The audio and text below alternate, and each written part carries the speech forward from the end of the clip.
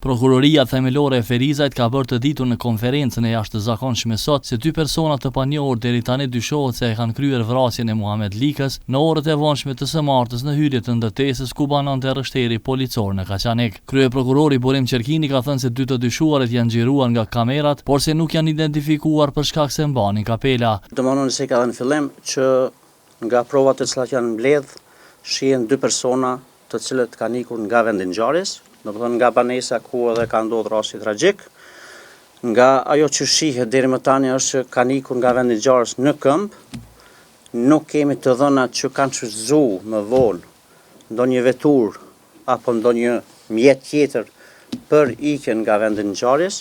Ai ka hedhur poshtë të gjitha spekulimet se tashmë është identifikuar njëri prej të dyshuarve. Ka thënë se policia dhe prokuroria ende nuk e di motivin e vrasjes së Likës. Ka pas intervista marrjen pyetje të personave që kanë mundur të japin informacione të rëndësishme, por që deri në këtë moment që po flasimi, ne nuk dim arsyen apo edhe motivin që ka çuar deri në këtë rast makabër.